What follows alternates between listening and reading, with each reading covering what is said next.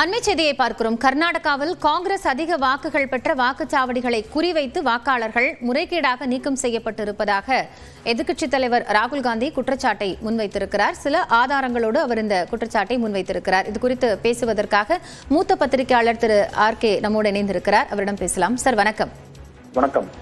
இப்போ கர்நாடகாவில் அதுலயும் காங்கிரசினுடைய வாக்கு வங்கி அதிகமா இடத்தை குறிவைத்து இந்த ஒரு வாக்கு திருட்டு நடந்திருக்கு அப்படின்னு ராகுல் காந்தி சொல்றார். அதுக்கான அந்த சாஃப்ட்வேர் டூலும் யூஸ் பண்ணப்பட்டிருக்குங்கிறதையும் சொல்லியிருக்கிறார். எப்படி பார்க்கலாம் இந்த விவகாரத்தை? இது மிக தெளிவாக ராகுல் காந்தி ப்ரூஃபோட இன்னைக்கு சொல்லியிருக்காரு.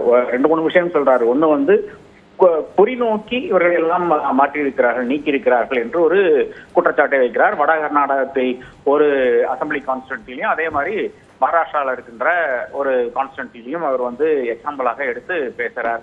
இதுக்கு தெளிவாக அவர் என்ன பண்றாருன்னு பாத்தீங்கன்னா, அந்த நபர்களுடைய பேர் விவரங்களை இதுல ஸ்கிரீன்ல போடுறாரு. ஒண்ணு. ரெண்டாவது அங்க இருக்கின்ற சில நபர்களை கூட்டிக் கொண்டு வந்திருக்கிறார்.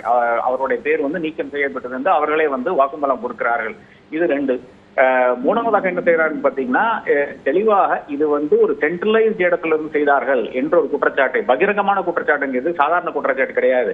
இப்ப நானோ நீங்களோ ஒரு கட்சியில் இருக்கும்போது இன்னொரு கட்சியில் இருக்கிற நபர்களை தாராளமாக போய் நீக்கலாம், நாம் போய் அப்ஜெக்ட் பண்ணலாம். அதன் பிறகு தேர்தல் ஆணையம் நீக்கிவிடும். ஆனா இவர் என்ன சொல்றாருன்னு பாத்தீங்கன்னா, 4 மணி காலங்காத்தால 4 மணிக்கு சில டிலீஷன்ஸ் நடந்திருக்கிறது, அதன் பிறகு தூங்க போயிருக்கிறார்கள் என்றெல்லாம் அவர் சொல்கிறார். அப்ப சென்ட்ரலைஸ்டாக எங்கிருந்து நடந்தது? அப்ப அதற்கு ஓடிபி போகுமா? இப்ப நான் என்னுடைய பெயர் நீக்க வேண்டும் என்றால் அது என்னுடைய மொபைலுக்கு ஒரு ஓடிபி வரும் என்று கூறுகிறார்கள். அப்படி வந்துச்சா இல்லையா என்ற கேள்வி எல்லாம் இருக்கிறது. அப்ப இது அடுத்த பிரச்சனையாக இருக்கிறது.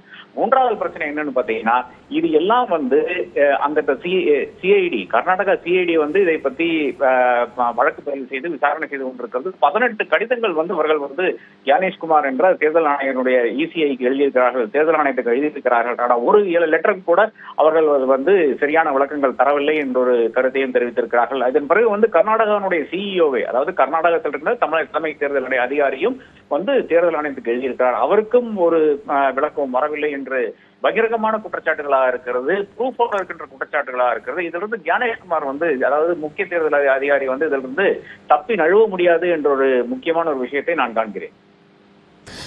ஆனா இப்போ இதுல உடனடியா இப்ப தேர்தல் ஆணையம் ராகுல் காந்தியினுடைய இந்த குற்றச்சாட்டுக்கு ரியாக்ட் பண்ணிருக்காங்க. அதுல அவருடைய குற்றச்சாட்டுகள் அப்படிங்கறதே பேஸ்லெஸ், அடிப்படை ஆதாரமற்றது, எல்லாமே தவறானது. அப்படி யாராலையும் ஒரு இண்டிவிஜுவல் பர்சனால அப்படி செய்ய முடியாது, ஓட் டெலிட்டுங்கிறது வாய்ப்பே இல்லைன்னு சொல்லியிருக்காங்க.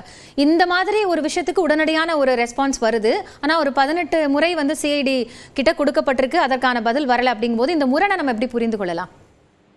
நிச்சயமா இது ஏனோதானோ ஒரு ரிப்ளை தானே. பேஸ்லெஸ் சொல்றதுல என்ன அர்த்தம் இருக்கிறது? இவர் தெளிவாக பட்டியலிட்டு சொல்கிறார், இந்த நபர்கள் எல்லாம் நீக்கப்பட்டார்கள், இந்த டைம்ல நீக்கப்பட்டார்கள் என்று கூறுகிறார். அப்ப தேர்தல் ஆணையம் என்ன சொல்ல வேண்டும் என்றால், இந்த நபர்கள் 4 மணி என்ற 4 AM என்ற சமயத்துல நீக்கப்படவில்லை என்று அவர் சொல்லட்டுமே.